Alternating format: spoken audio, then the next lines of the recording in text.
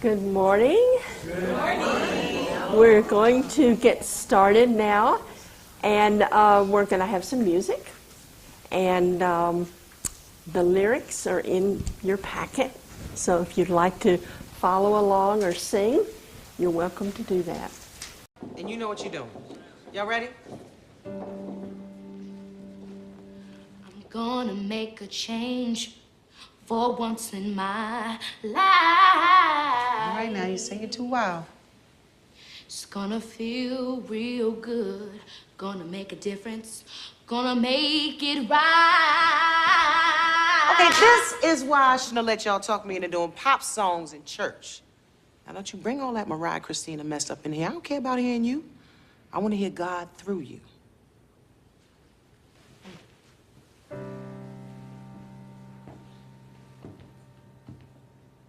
As I turn up the collar on my favorite winter coat, this wind is blowing my mind. I see the kids in the street with not enough to eat. Who am I to be blind, pretending not to see their need? A summer's disregard, a broken bottle top, and a one-man soul. They follow each other on the wind, you know, 'cause they got nowhere to go. That's why I want you to know I'm starting with the man in the mirror. I'm asking him to change his ways, and no message could have been any clearer. If you wanna make the world a better place, take a look at yourself and then make a change. Na na na na na na na na. Yeah, I've been a victim of a selfish kind of love. It's time that I realize there are some we know, not a nickel to loan. Could it be really me pretending that they're not alone? A willow deeply scarred, somebody's broken heart, and a washed out dream. They follow the pattern of the wind you see, 'cause they got no place to be. That's why I'm starting with me. I'm starting with the man in the mirror. I'm asking him to change his ways, and no message could have been any clearer. If you wanna make the world a better place, take a look at yourself and then make that change. I'm starting with the man in the mirror. Oh yeah, I'm asking him to change his ways. No message could have been any clearer.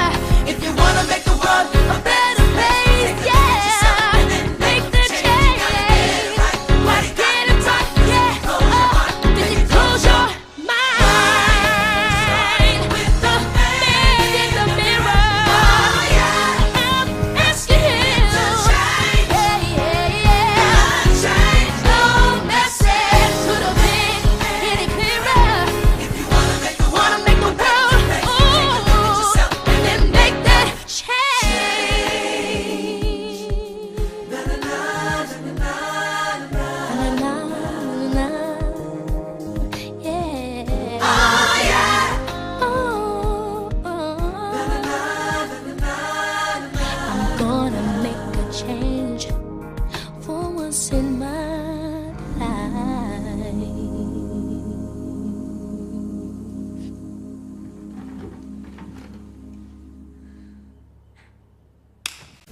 Very cool.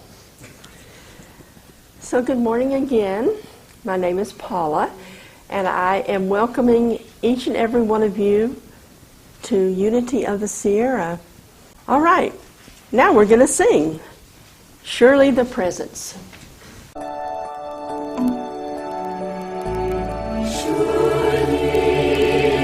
Presence of the Lord is in this place. mighty power and His grace. I can hear the brush of angels' wings. I see glory on each face. Surely the presence of the Lord is in this place. Surely the presence of the Lord is in this place. I can feel His mighty power and His grace. I can hear the brush of angels' wings. I see glory on each face. Surely the presence of the Lord is in this place. Surely the presence of the Lord is in this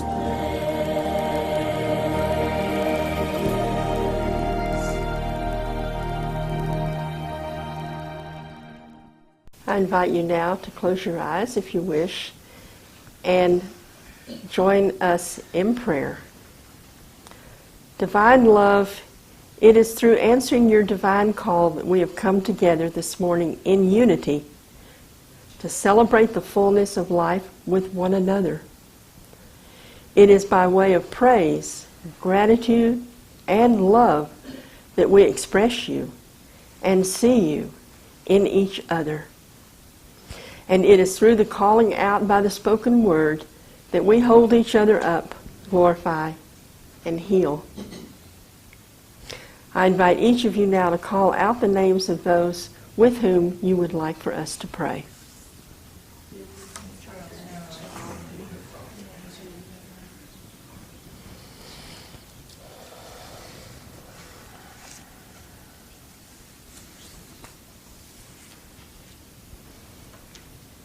Divine love, it is through the intelligence of the heart that we see the highest truth of these souls.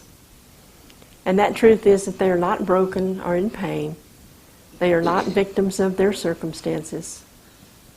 We see them, and us as well, as divine children of the one true source, God, the good omnipotent. Standing in this truth, we enlarge this sacred circle to include all of those who are suffering on planet Earth, as we hold the truth for them as well. We are the light. And when we remember our source and align with our source, we become the change we wish to see. And it is good, and so it is. Amen. Please join with me now in praying the Lord's Prayer. Our Father, who art in heaven, hallowed be thy name. Thy kingdom come, thy will be done, in earth as it is in heaven. Give us this day our daily bread, and forgive us our debts, as we also have forgiven our debtors. Lead us not in temptation, but deliver us from evil. For thine is the kingdom, and the power, and the glory, forever. Amen. And now, Reverend Larry will lead us in meditation and give a great talk. Today's meditation is going to focus on the third principle in unity. And I'm sure the truth students here know what the third principle is. That we create our perception of the world by our thinking. I'm glad Rick Arnold's going to do a talk on gratitude, because gratitude opens the door. And this meditation is about our thinking and gratitude. I want you to close your eyes and imagine that you are at Trader Joe's, Raley's, Smith's, but you're at a grocery store and you're in the produce aisle. I want you in your imagination to go and pick up an apple, like the one I have in my hand. And I want you to look at it. And in your mind's eye, for just a moment, realize what you're holding in your hand. Somewhere in the world, a seed was planted in the ground. And with sunlight and water and nutrition, it grew into a tree. And after many years, the tree bore fruit, thanks to pollinating bees.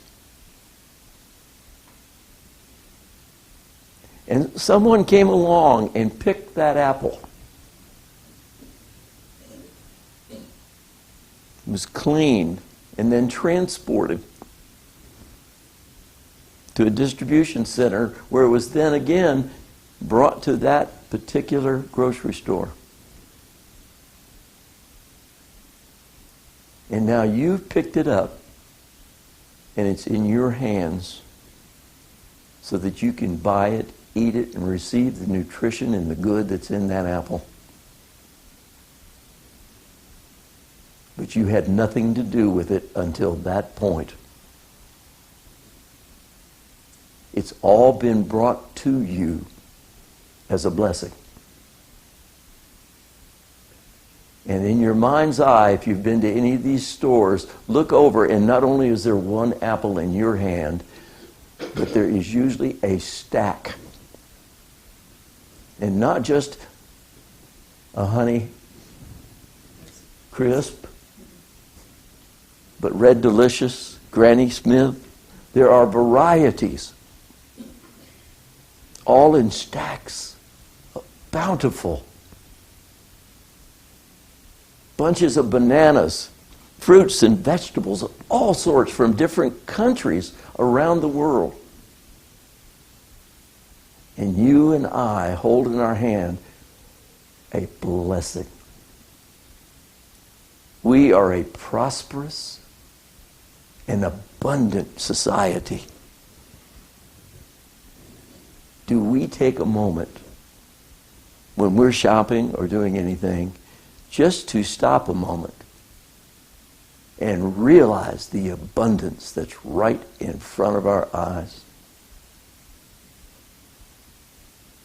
Take this moment to remember your last visit to the grocery store in the produce aisle. And did we just walk through, grab what we needed, and we're gone?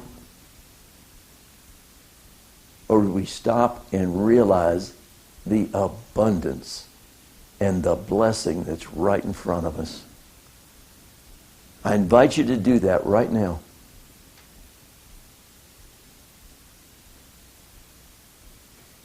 See that abundance.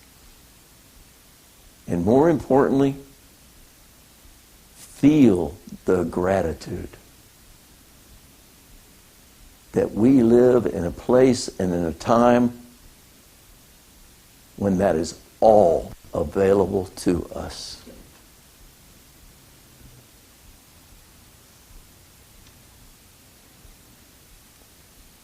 Hold that for just a moment.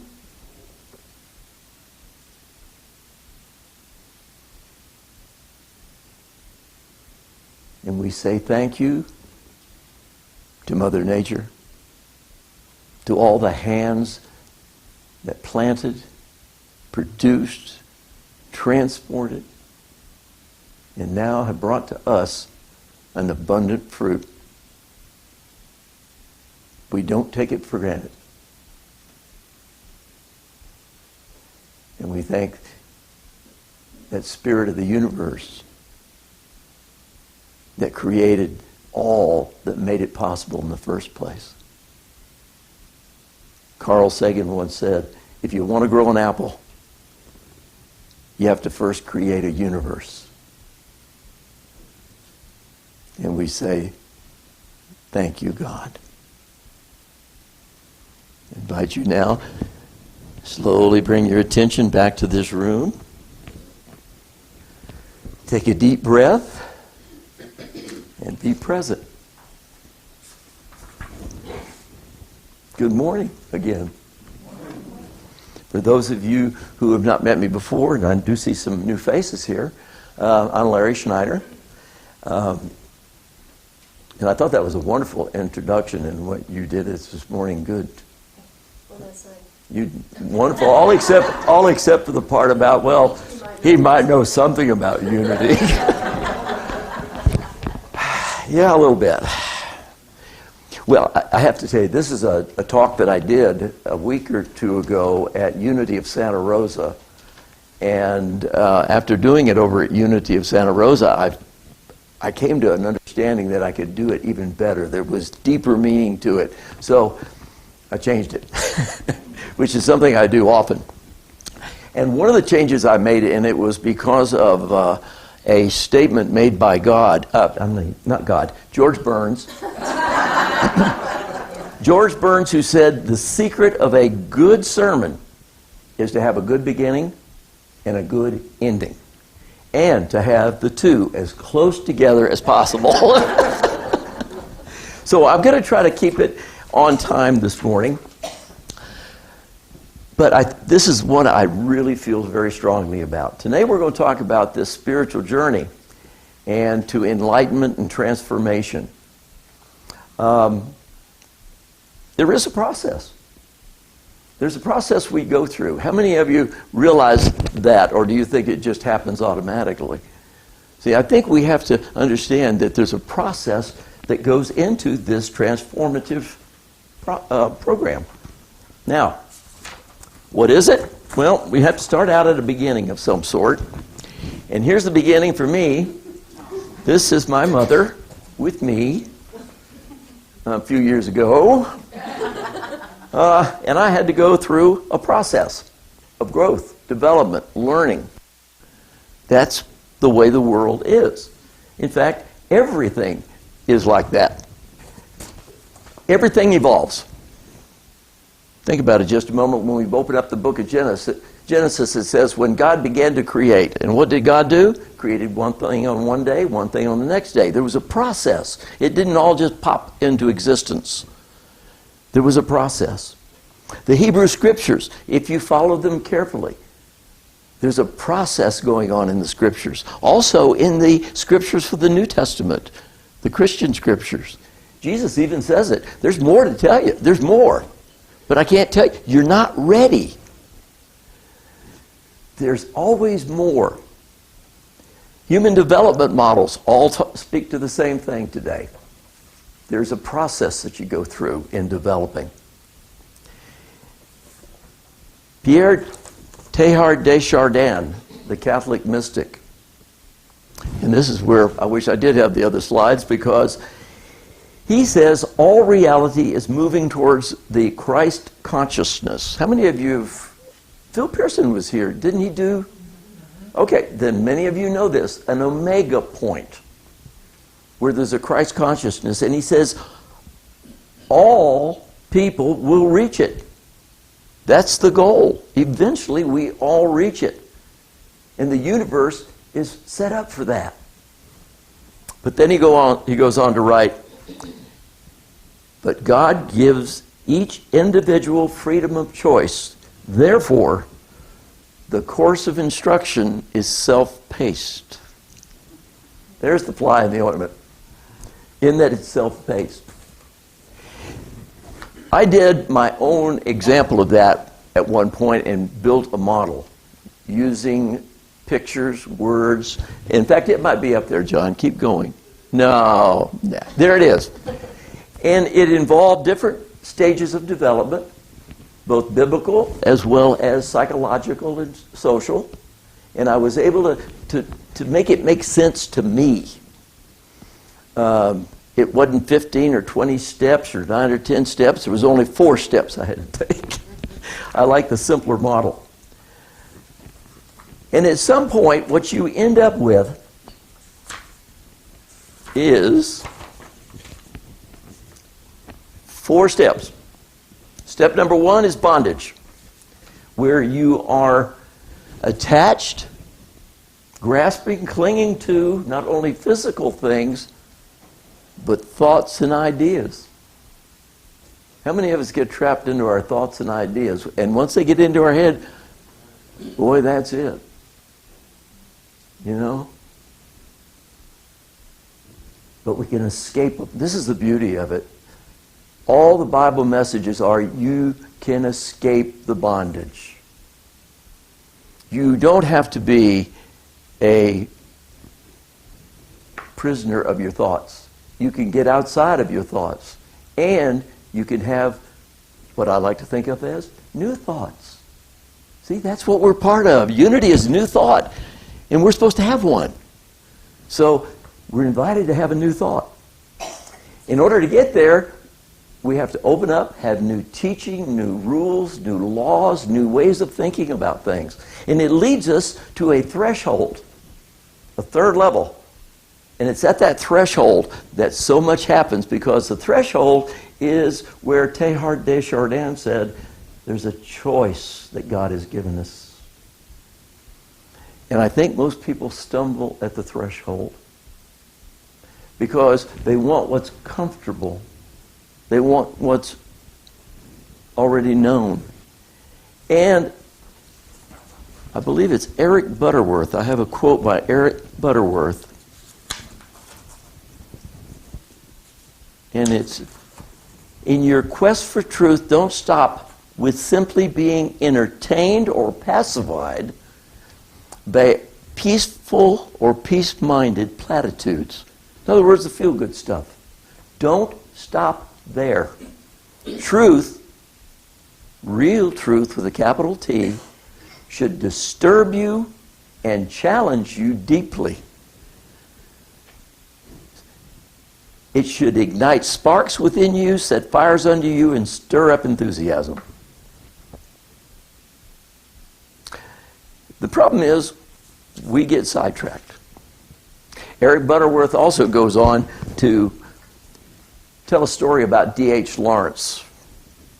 D.H. Lawrence, after his episodes in Arabia, took a group of Arabs to a plush hotel in Paris where he wanted to show them what life was like in Europe.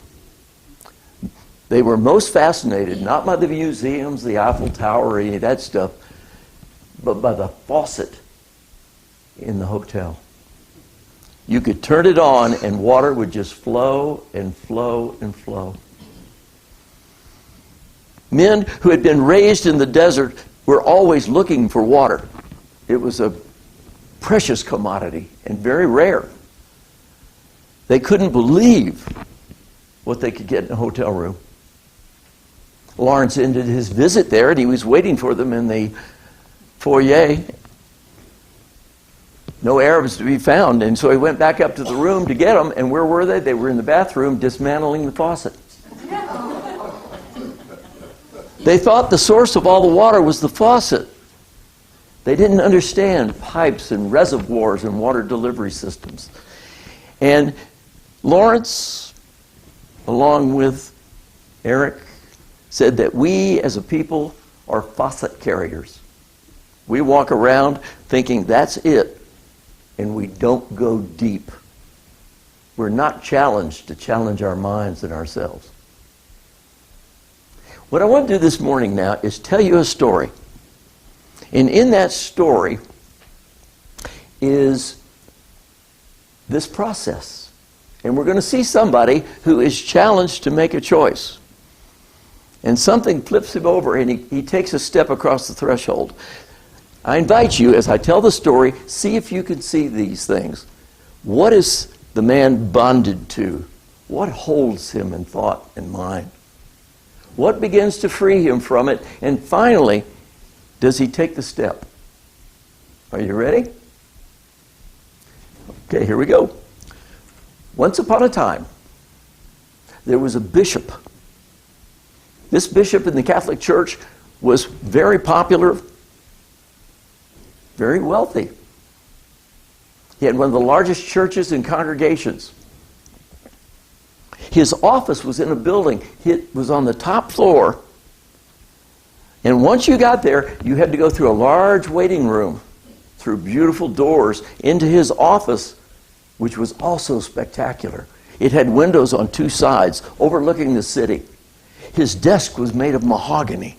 He had large plush chairs. The walls were filled with magnificent leather-bound books with gold etching. And his staff would bring him a cup of Earl Grey tea every day with one lump of sugar. Men and women from all over would come to him for advice, instructions. He felt very, very good about all this. But one day something came to disturb him. He got a message that out in the hinterlands, the very farthest parts of his diocese, was a new young priest named Joshua. This young priest is said to be doing magic, things that were unspectacular. Well, at first, it didn't bother the good bishop, but finally it began to get under his skin that someone might be upstaging him. And so he decided, I'm going out there and see for myself who this young man is. And so he arranged to close his office down, and he was going to take a journey, which would take a week. And so they canceled all the appointments. And the day came, and he walked out of his office. He left behind his mahogany desk, and he left behind his books with gold etching. He left behind even his cup of Earl Grey tea with a lump of sugar. And he got into the bishop's carriage, and he begins to go through the town. And at first, everyone stopped what they were doing and bowed down. And, it's the bishop. We know the bishop. And he would wave back. As the day progressed and they went further and further out of town, the crowds thinned out a little bit. There were fewer and fewer people waving and saying hi. And eventually, on the second day, they get out of the city, past the paved roads, and they start to get into farmland, and the farmers are out there, and they just kind of look up from their work, and wow, that's a fancy carriage. But nobody waves, nobody seems to notice.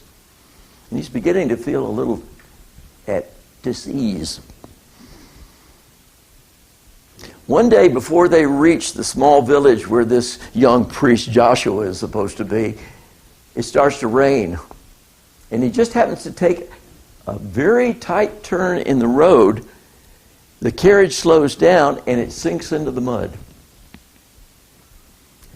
They can't get it out.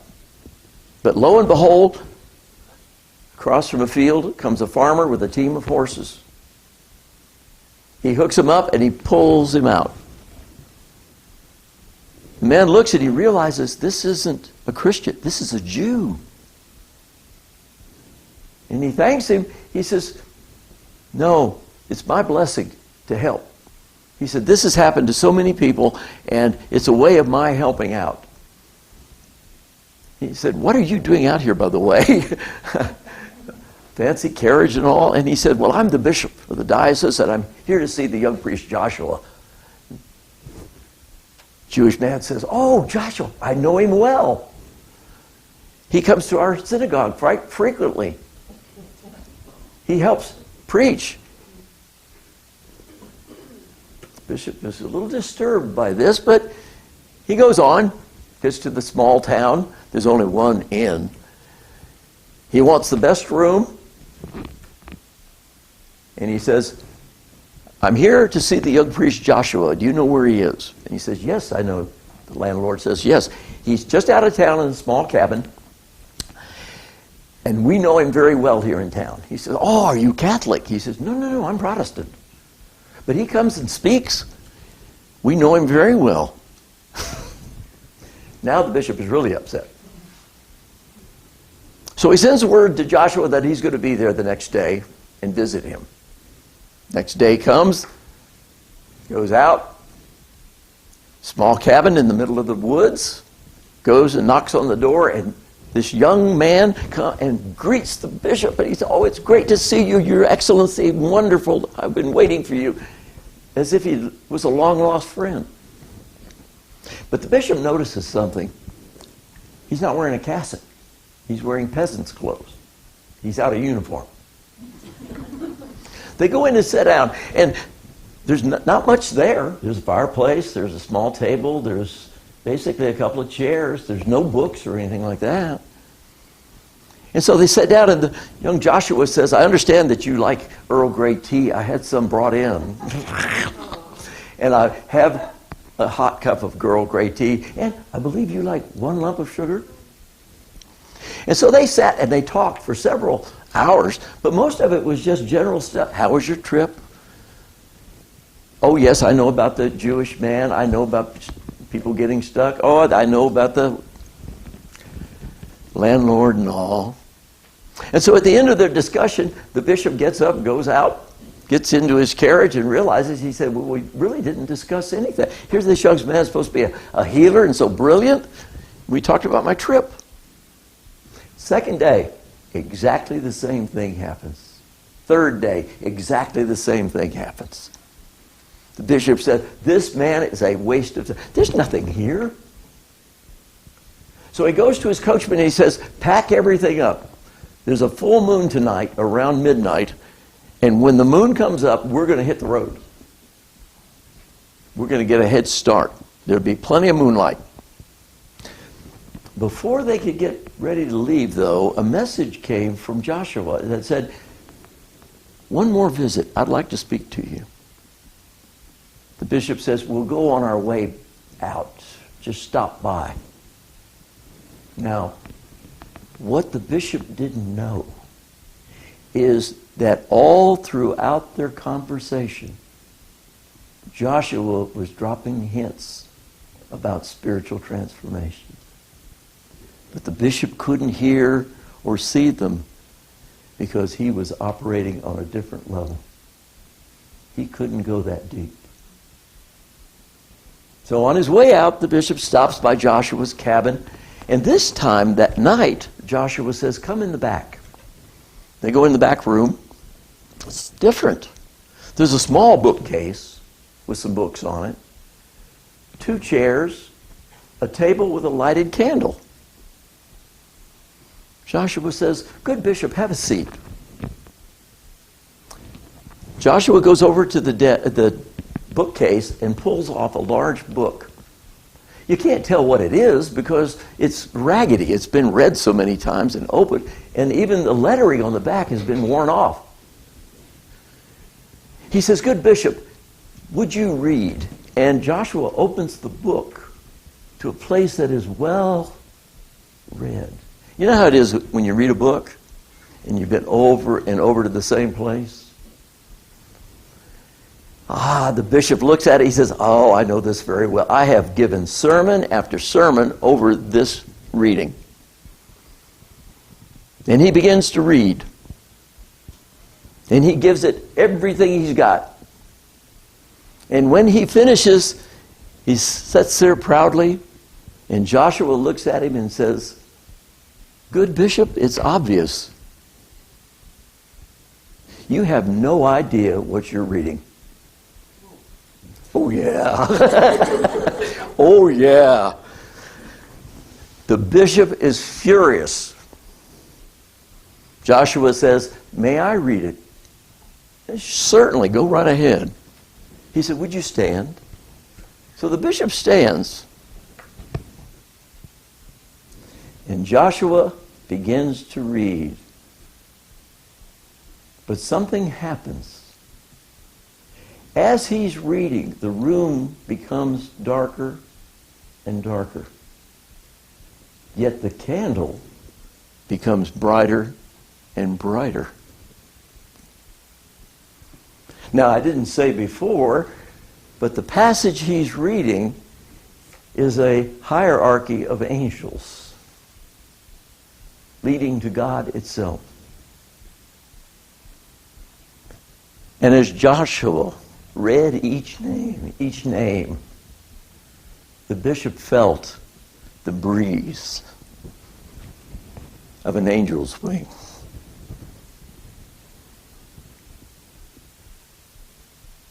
Joshua finished reading. The bishop walked outside and went to his coachman and said, let's go back to the inn and unload. We're going to stay here for a while. There's much I can learn from this young man. And that's the end of the story.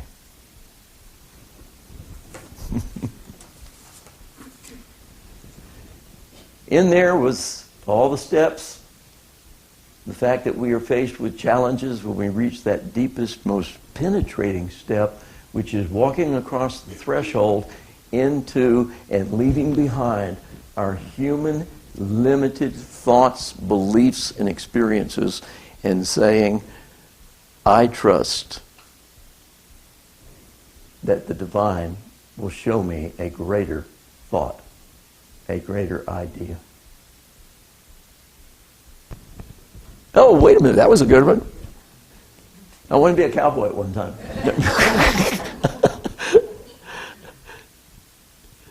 We'll get through all these. I must have given you the wrong one.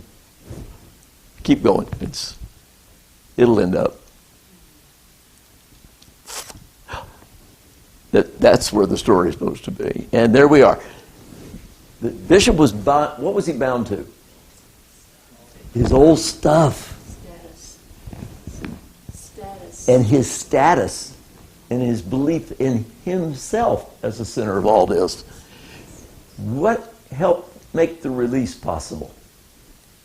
This is the longest part of the journey, by the way. This is the hard part.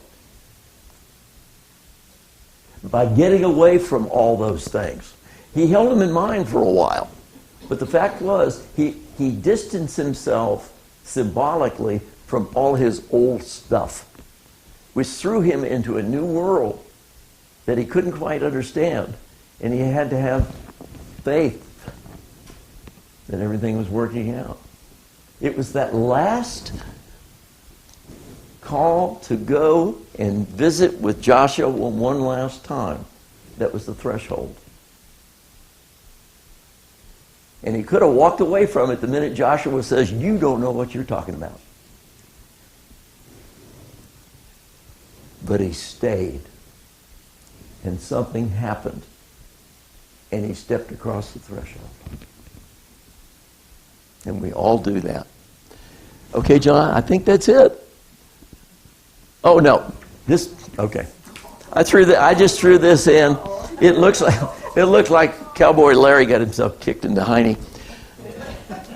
This is long before photoshopping. That's not a real horse. Of course. I'm not getting kicked, by the way. But that's how our minds can be fooled. And we have to look past that towards transformative thought, which won't fool us. It will tell us the truth every time.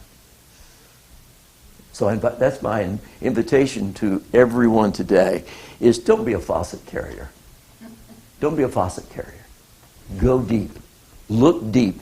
There's always a deeper and deeper message to it until we find the deepest message of all, which Paul says is Christ in you, the hope of glory.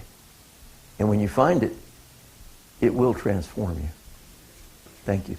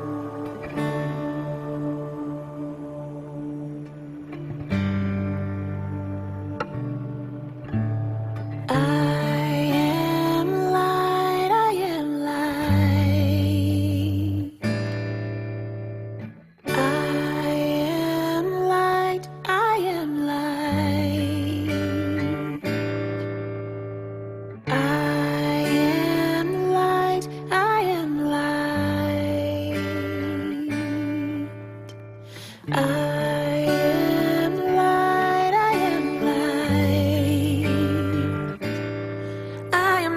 things my family did. I am not the voices in my head. I am not the pieces of the brokenness inside. I am light. I am light.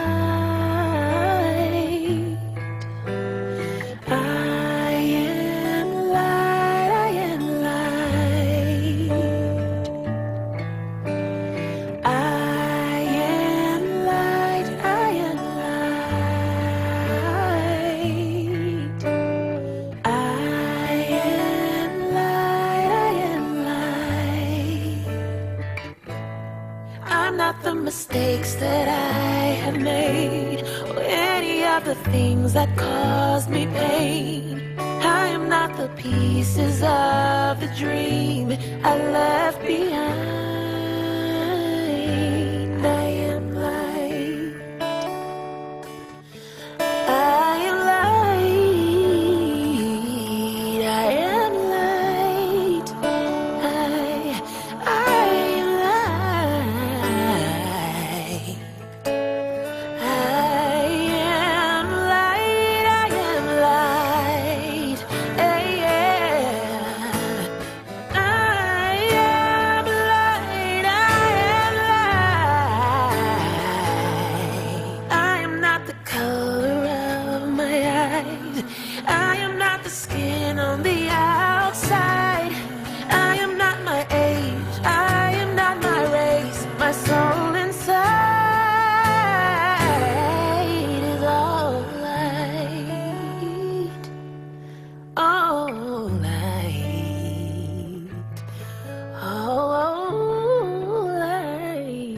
Yeah. All light.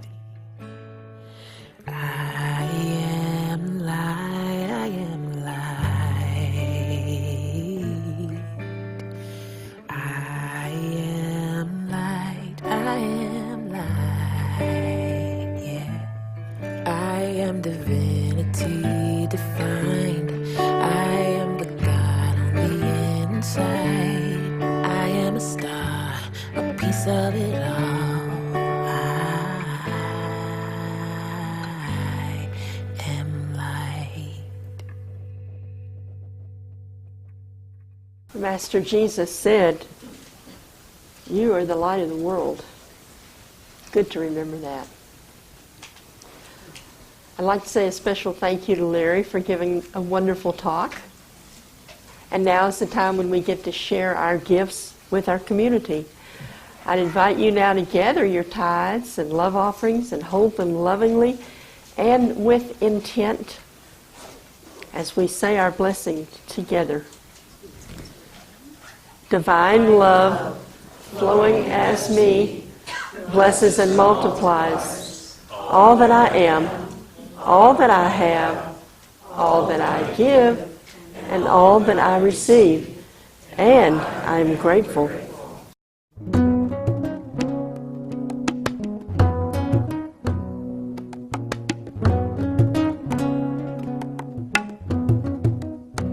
I do believe I will receive. I just have to know and then declare it to be so with an open mind and just a little bit of time.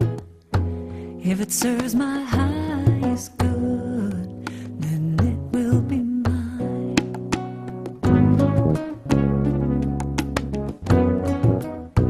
I do believe I will receive. I just have to know and then declare it to be so with an open mind and just a little bit of time. If it serves my highest good, then it will be mine.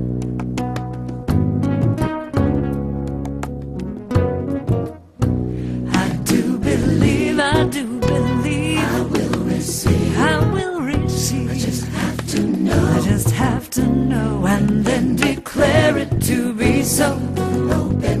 With an open mind. Just a little bit of time. Just a little bit of time now. It serves my highest is good, then it will be mine. I do believe, I will receive, I just have to know, and then declare it to be so with an open mind, and just a little bit of time.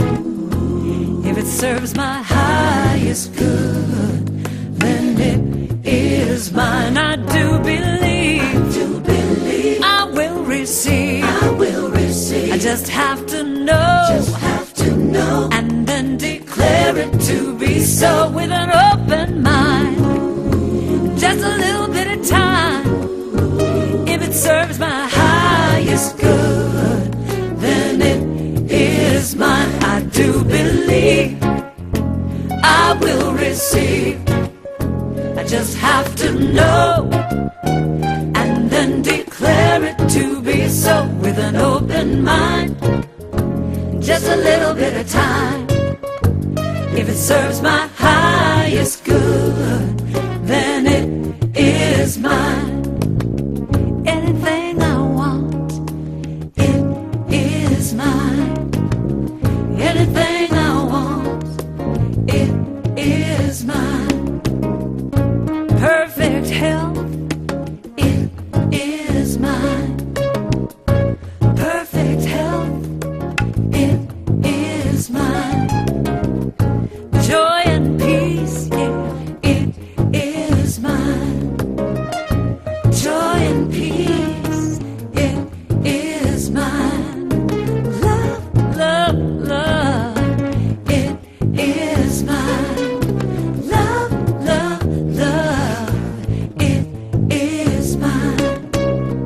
If it serves my highest good, it is mine. If it serves my highest good, it is mine. If it serves my highest good, it is mine. So, I ask for your attention one last time as we honor the gifts that have been given, affirming that as we give, so do we receive. And it is so.